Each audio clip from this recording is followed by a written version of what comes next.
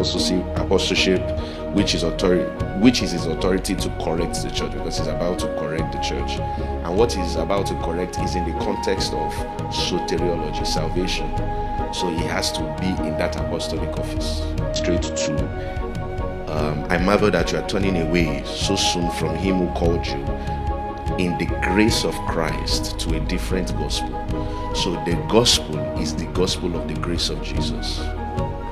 Please don't forget that. The gospel is the gospel of the grace of Jesus. And that grace there means the unmerited favor that we enjoy from God because of Jesus. Let me say that again. It sounds very simple, but theologically very weighty.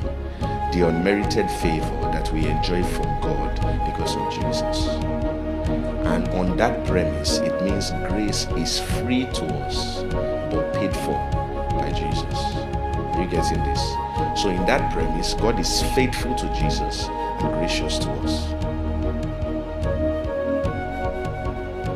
So if we don't enjoy the grace of Jesus, then God is not being faithful to Jesus. Are you getting this? So it's a very legal term when it says the grace of Jesus. It's not just grace because we give, grace because we can pray, because all those ones is in the form of charismatic grace, which is charismata, but this one is charis. So God is going to be relating with us as though he was relating with Jesus because of what Jesus did for us. Is that making any sense? And that's why the Christian worldview is beautiful, because the Christian worldview is not pray and ask for mercy and then you can go. The Christian worldview gives justification, which is a change of status.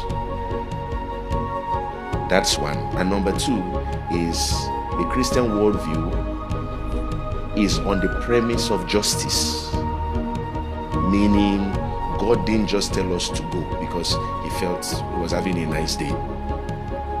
He's bound by his word, and that is why we can trust the salvation he gives us, because he punished our sins, so he's just. Do you get it? Every other worldview, the God just decides to have mercy. The Christian worldview, our God doesn't just decide to have mercy. Our sins were punished in his son. It's as though this is the picture. Somebody did something and there is a fine of $10,000, for example.